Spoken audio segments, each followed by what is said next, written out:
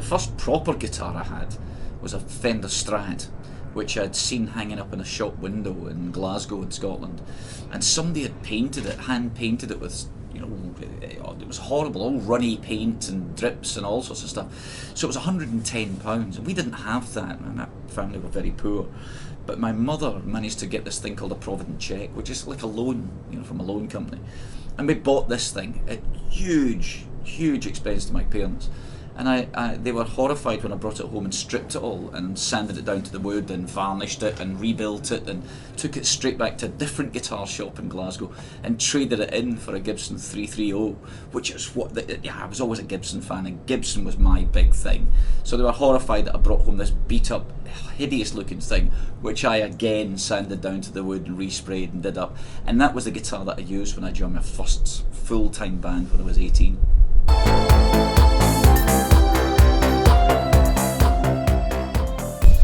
I'm using a pair of Taylors, and these Taylors were specifically designed for a distributor in Germany, and there were only 50 of them made.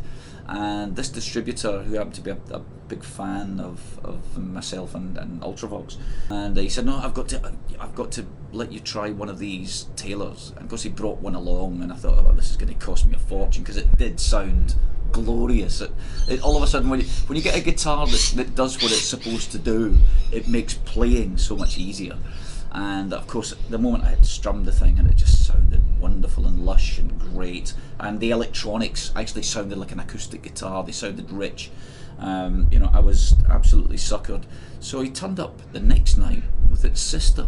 So I have two of these, a matching pair of these Taylor guitars.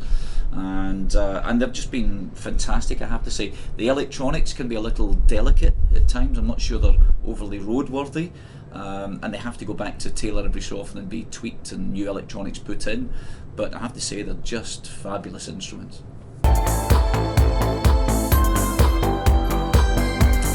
Favourite pedal right now is a little Zoom pedal. It's kind of like a variable pedal board, so that it has three sets of, as I said, three just look like little individual pedals but with electronic screens on them, and there's a whole scroll system where you can have any combination of these pedals together, and then you put them in patches with a little volume or wah-wah pedal on the side of it. But it's tiny, it's a really small little thing that you can just stick in your bag, and I got this simply because some of the overdrive stuff that it does, you can actually eliminate having an amplifier. So when you're traveling and you're renting amplifiers, even though you're renting a specific model and type of amplifier, they vary so much in quality. You know, it's like anything. Sometimes you get a Monday morning amplifier, and sometimes you get a Friday afternoon amplifier. The Monday morning ones are usually really well built because it's slow, and you know, the Friday afternoon one, they just throw it together to get home, you know. And so I got this just in case I turned up and one of my rented amplifiers in Germany or Scandinavia or whatever just sounded dreadful. And it was pretty good, but I have to say, it's as a pedal board, it's just incredibly flexible. And I even use it, I'll be using it with the acoustic guitars on this little outing. Standing on my own, no light, no heart, no love. So many memories of the first Live Aid concert, all of them wonderful. I think my overwhelming memory is the fact that it flew by. The whole thing, the whole day just rocketed by. Forget being on stage. Being on stage, I remember very little. You know, all the artists were on stage for 18 minutes. That's what we had. And what the audience didn't know was that as you walked on stage, the stage manager came up to every artist and said, when you walk on, there's a traffic light system at the side of the stage pointing towards you. It says you walk on and it's green. When it goes amber, you've done 16 minutes. You won't see it turn red because the power will go off. And everybody was petrified, so everyone stuck to their 18 minutes.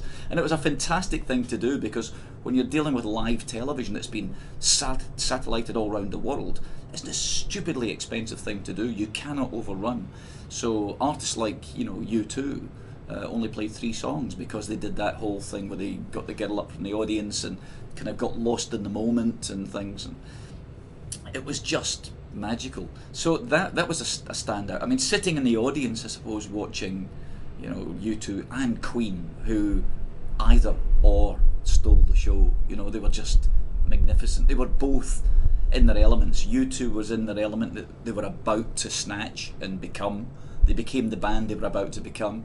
And Queen were back in their element with Freddie just lapping it up, just being in control of the situation. It was just glorious.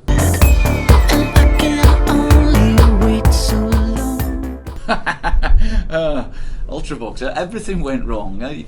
You have to remember that back in the early 80s, when I started touring with Ultravox, I joined them in '79, and the equipment at the time was incredibly basic.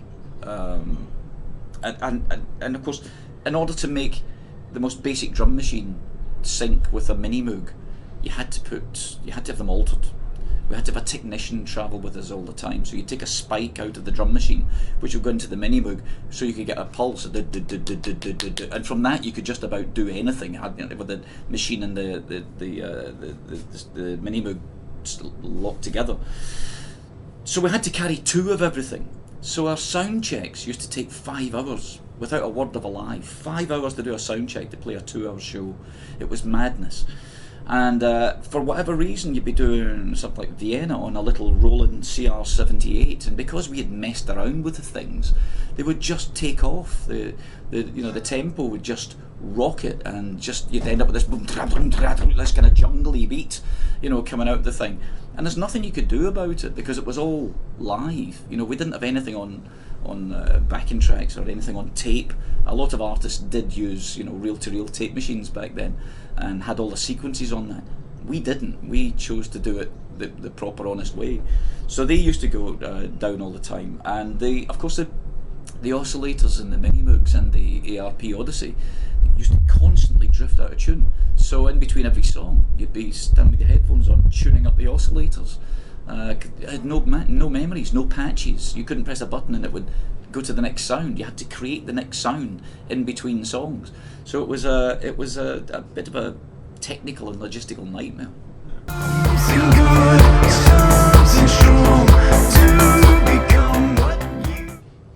I'm not sure, and people will kill me for this. I'm not sure Ultravox have got a future. I think there was no intention of getting back together again and being a permanent band. I think getting back together again, we healed a lot of the wounds. Like any relationship breakup, it's always difficult, and we fixed a lot of that by getting back together again. And it was glorious to get back and make that noise again as well, to plug in and make that sound and play those songs the way they should be played. But the reality is, we weren't planning on coming back and trying to kid ourselves and pretend we were 25 again. It's not going to happen. We came back and we played incredibly well. We did some fantastic concerts. We made a great album. We were really, pleased with the Brilliant album, the album that we did when we got back together, and that was fantastic. Right now, Ultravox is alive and kicking, but sitting on a shelf somewhere, waiting for the right opportunity. We almost came here with Spandau Ballet. We were talking about doing a package with Spandau, and we got kind of that close, and then it didn't happen because we did some shows 18 months ago in the UK with Simple Minds, and that was just a great double bill. It was just, we were so compatible, and I think it may have been the same here. We were almost here with the guys, and that would have been fun because we were old stablemates, but it just didn't happen. So if something crops up that makes logistical sense, there's no reason in the world we couldn't do it.